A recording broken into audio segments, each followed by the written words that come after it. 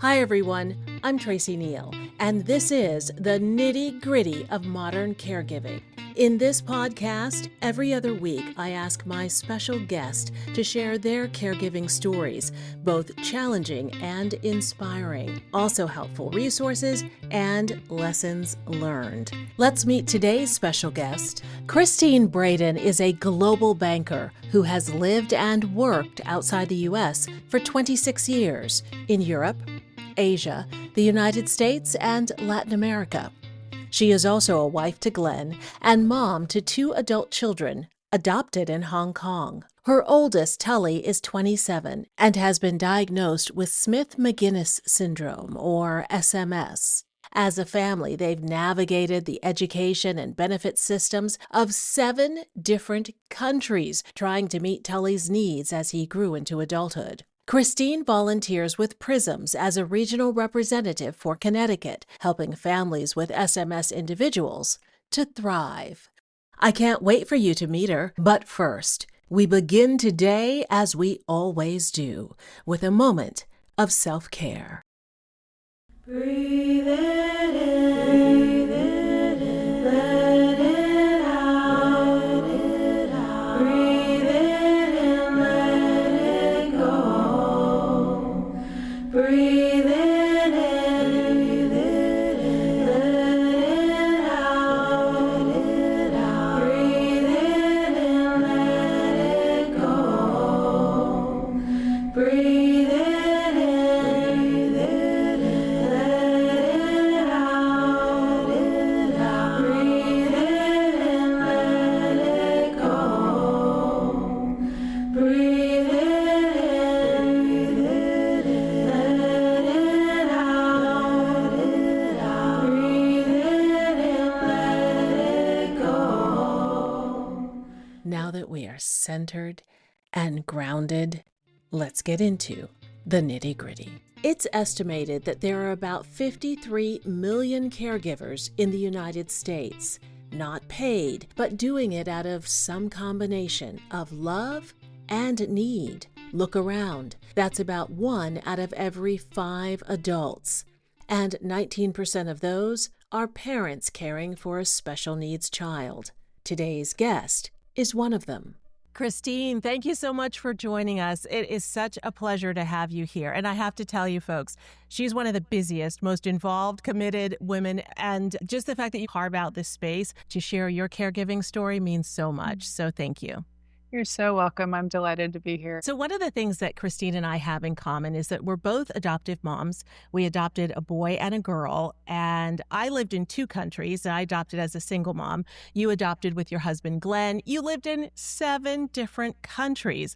So let's go back to the beginning of your journey, because at some point, your road began to go in a different direction, and you were not just a mom, but you also were a caregiver. So I became a mom rather early. We were living in Hong Kong, one of the many countries we lived in. And immediately, though we were prepared, we were also amazed at how much we had to learn about caregiving and what that meant for both of us and for our family. It affects the whole family, doesn't it? Yeah, it does. And thankfully, my husband is actually a pediatric nurse by profession, so that gave us a head start, you could say. But at the same time, I had to learn a lot. And we both had to learn about our individual son. And his name is Tully. So introduce us to your beautiful family and tell us a little bit about your journey. 7 countries. That means 7 different navigation efforts to try to learn systems and get the support that he needs. I can't even imagine. You become pretty resilient.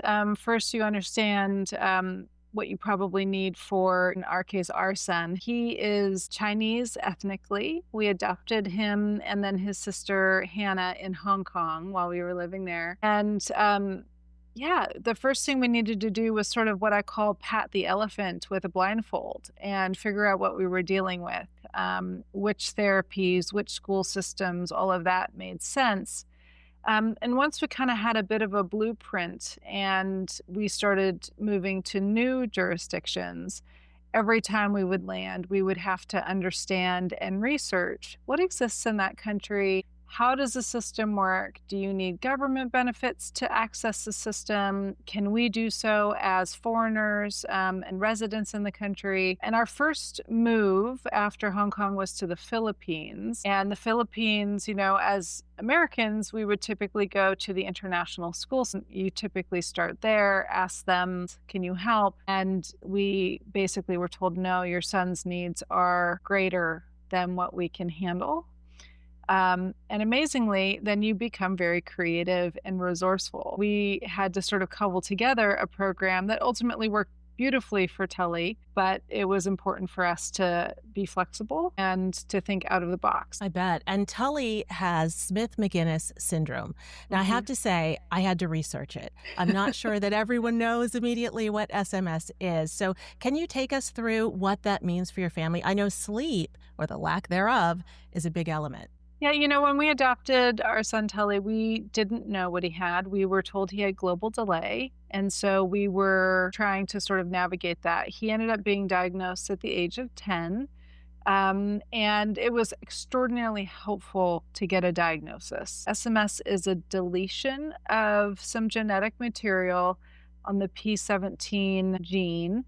And the size of the deletion determines the complexity. Obviously, we already knew our son very well, but what helped us was retarget basically what was going to work for him. Before the diagnosis, we were always searching for something new. After the diagnosis, we could kind of say, all right, one of the biggest things we learned was that he has an inverted melatonin cycle, which means he wants to sleep during the day and be awake all night. Wow. Once we were able to just get his sleep back to a normal pattern, our well-being for the whole family dramatically improved. And that was such a step forward because rather than, him wanting to fall asleep at, 3 or 4 in the afternoon and then play all evening or all night, we were all sleeping normal cycles. And it just, it really improved all of our well-being. Getting that diagnosis is so important. I can relate to that in some way because my father had Parkinson's. And for 5 or 6 years, we just didn't know what it was.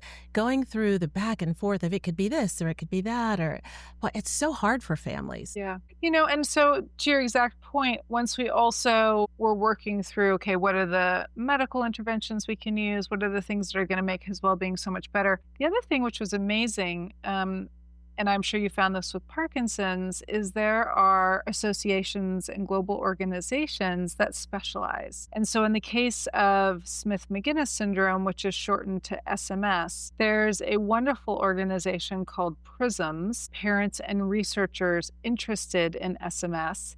And we discovered that they had a conference every 2 years. Wow.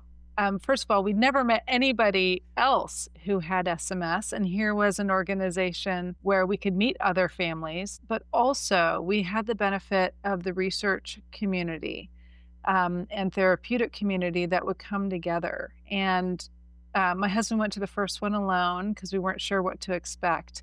And every few years, we always go back. And what's been amazing is it somehow always meets us in a time of need, because as he has grown up, his needs have also changed. He's now 27. What we needed to manage or think about when he was a younger person in schools, that has changed now that he's an adult. And because the research continues to advance, we also can think about what to anticipate in his future and make sure that we're seeing the right doctors, but also acknowledging how his medical and mental health needs change as he grows up. Let's go back to when you were going from country to country. So we're first Hong Kong, then the Philippines. Was there one country that you thought they got it right in how they support people with special needs?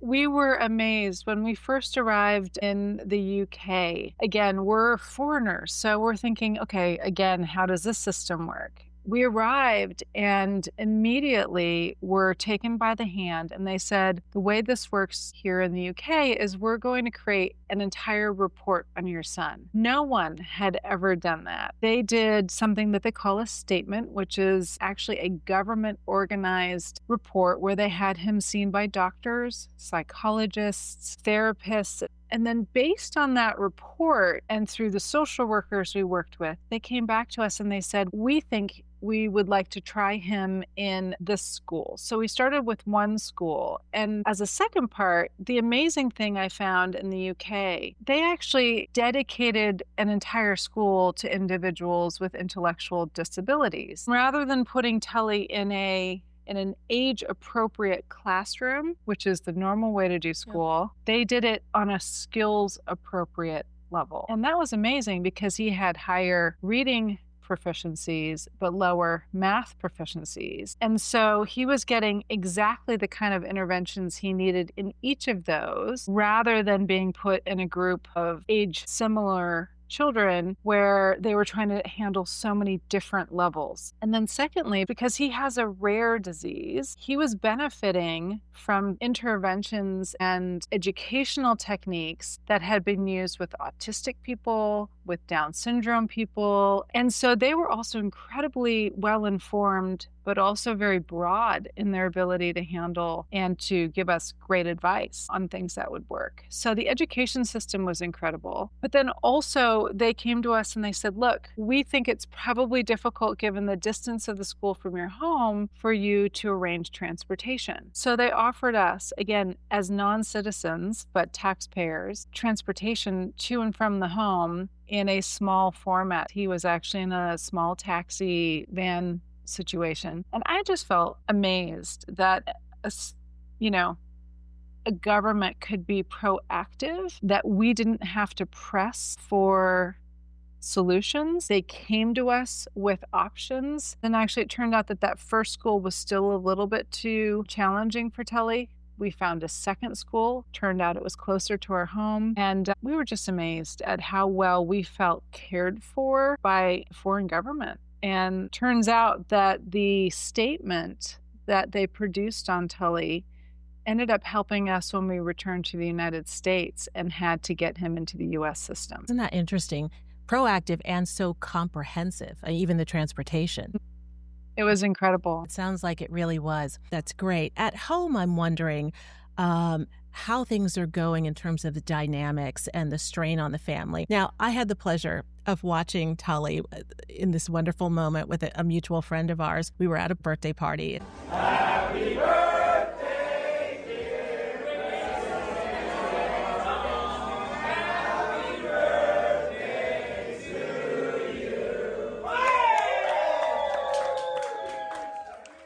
It's a dress-up party, and there happened to be a Michael Jackson performer. Tully was loving it, and he was in his element. And all eyes and all attention are on Tully. He's like got so much energy, and he's really into it and really enjoying it. And I just wonder how, as a parent of a special needs child, how you balance that with the other child or children in your family so that everyone gets equal attention. I adopted twins, didn't have a special needs situation, and I had trouble giving each one the attention they needed. Yeah, it's always been a concern. Obviously, when you have somebody with additional needs in your family, whatever they may be, there is always a temptation and sometimes a need to direct your energies towards handling their requirements. We have a younger daughter. She has been an incredible sister to her brother, Tully, but they're very different personalities. To your point, not only is Tully a person with intellectual disabilities, but he has a very big, very outgoing personality.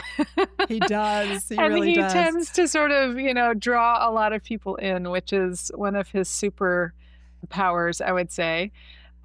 His sister is a lot quieter. She loves books. She's very intelligent. We always had to kind of make sure that she was getting enough attention and also that her needs, especially when they're a bit quieter, are being met. And also, I think by about 7, even though her brother was already 11, Hannah really became the big sister. She would sometimes, kind of direct him, and that created its own interesting dynamic, but in part because her capabilities were soon outpacing her brother's. She is now a very trusted caregiver for her brother when we might need her help. But that puts its own pressure on her to be an adult or to be older than her years. And I think in many ways it's created a beautiful maturity in Hannah. But I recognize that sometimes it's made her grow up faster than perhaps her peers. Let's talk about your approach to caregiving. So you have Hannah, who has developed into this wonderful support system for Tully. For my mom, who's diagnosed with dementia now, I've had a switch in our approach, and I've decided to go with a positive caregiving approach and try to do as many fun, enjoyable things we possibly can while we can. We don't know how much time we have to do that. I just wonder what your approach was overall to caregiving. And now that he's 27, it's a little different. As you said, he's an adult. Yeah, it's a great question. Maybe I'll start with when he was really small and we were bringing him into our family. There were so many experts who gave us their opinion about his ability to achieve. We heard things like, he'll never talk, he'll never walk, he'll never have a normal life. And I think our approach even then started with, gosh, who knows? Let's try and help him have the most incredible life he can have. And we found very quickly that a lot of the, let's say, forecasts or prognoses were wrong. So, for example, he started to walk within 2 months of getting into our home. He started to talk soon thereafter. And what we've always found with our son is actually the bar that we set, as long as we keep lifting it, he will rise to that bar. And so we're always challenging ourselves to say, how can we actually help him be who he's meant to be and live a very full life? I'll give you an example. We were spending a lot of time trying to teach him his ABCs and very intentional about different methodologies we were using. And then we went for our very first trip overseas. Can you imagine, stressing, like, what are we going to do in the airport lines? How's he going to handle being on a really big airplane? There were all these question marks. It ended up being a hugely successful trip. We came back, but here was the breakthrough that we learned. He all of a sudden assimilated about 6 months of his ABCs and seemingly over the weekend consolidated that learning because we had taken him out of his comfort zone. And we realized that, gosh, there's something to this. Every time we expose him to something new, it might be challenging. It challenges him, it challenges us, but wow, it had incredible benefits. And we started really realizing that the sky's the limit. Sometimes we have to adapt what we're doing. If we go hiking, his ability to hike on really difficult terrain is limited, but we still go hiking. And so I think our approach has been one of curiosity, a little bit of appropriate risk taking, setting higher bars and seeing if they're just too high. But we have not found the limits yet. And that has been so freeing for us to realize that while on the one hand, yes, we have somebody who we have to adapt to his needs, that he continues to surprise us and surprise maybe even himself sometimes. And so it's really been such a positive. And I guess, sometimes you can feel in your head, gosh, I have limitations. But I think it's wise to sort of flip it around and say, what are the possibilities? That is terrific. And I love the raising of the bar. I love the risk taking. And I'm going to relate it back to my mom's situation. She's 85. It's a little different. But when we do things like horse therapy or aqua therapy or cardio drumming and she's banging on the ball, she comes back and her blood pressure is lower, her oxygen is higher, and her mood is fantastic for days after. So I agree that you kind of keep pushing it and just see how far you can go, because why put a cap on it? Yeah, why put a cap on it? I agree entirely. And what's been fun, to your point about horse therapy, Tully did horses when he was really young. They now have a therapeutic equine program. And from the first days where Tully couldn't even really get the wheelbarrow to go in a straight line, if you were to talk with his his therapist now, she is incredibly amazed at how far he has come. And so sometimes it takes a little bit of hard work and persistence, but every single day you have, improvements. And that's really what we're looking at. And he enjoys it. So it's been a lot of fun. And I love the way you light up. Your face lights up when you talk about these moments. It really, you could just see it. You're radiating. And speaking of that, I'm wondering, Kristine, your self-care routine. I know you're a woman of faith. I know that probably is part of what is radiating from the inside out.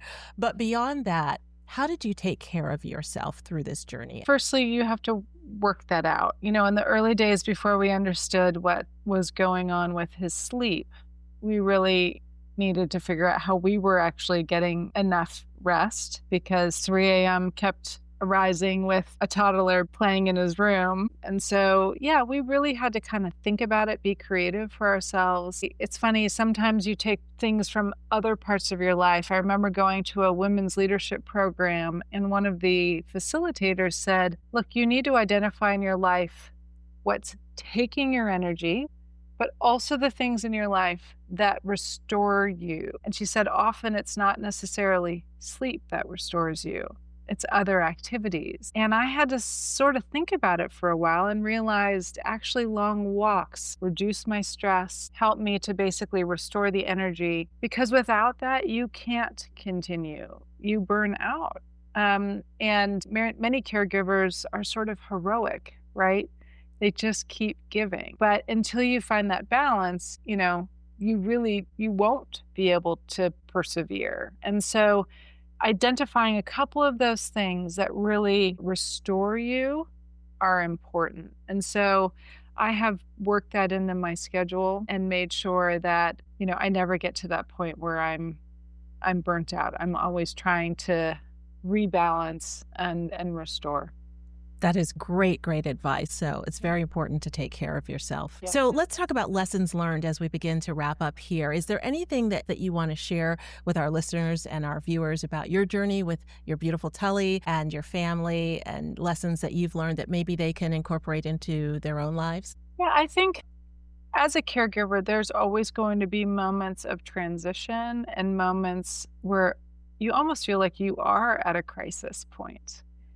And I think in those moments, the first thing is to just recognize there are other people like you, and it's often most helpful to talk to those people. So again, in our case, we would often go to the conference for prisms, and for whatever reason, it would meet us in exactly the moment where we were and give us sort of that next roadmap for the transitions that were upon us, right? We're right now in the transition where we're trying to get Tully into sort of a framework for his adult life. Talking to people who are ahead of us in the journey has been so helpful to just widen the aperture of our own thinking about what might be possible, what has worked specifically for individuals with Smith-Magenis Syndrome, so that we can then think about how that might work here. So I think that's the first thing, is just always knowing that you don't have to do it alone, and that there are people who have probably experiences that you'll benefit from, and knowing where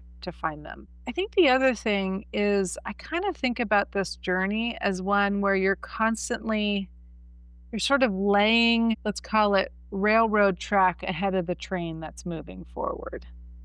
And thinking about, sometimes it can feel overwhelming if you think about, I have to build a whole railroad track. But if you just think about, okay, what's that next mile that you have to do, it breaks down the problem a little bit more. And so, for example, in the case of where we are, which is helping Tully now transition into his adulthood, we're really thinking about what are the smaller pieces of that we need to put in place, whether that's researching residential living situations, making sure that he has an appropriate schedule. I would say take it in smaller pieces. It's the big pieces that tend to feel overwhelming, but if you just solve for the smaller ones that are in front of you, at least in my life, we tend to make more progress that way. And then to your other point, just make sure you're always taking care of yourself, because your ability to care is really very closely aligned with your own well-being. And then find joy and laughter and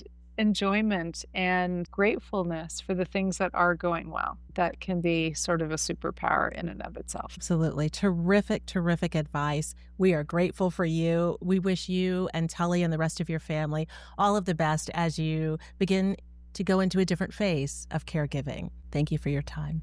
Thanks so much, Tracey. Okay. Take care. I hope you enjoyed my conversation with global banker, caregiving mom, and regional representative for Prisms of Connecticut, Kristine Braden. Here are today's top takeaways. Take caregiving one step at a time. Focus on the next likely challenge so you don't get overwhelmed.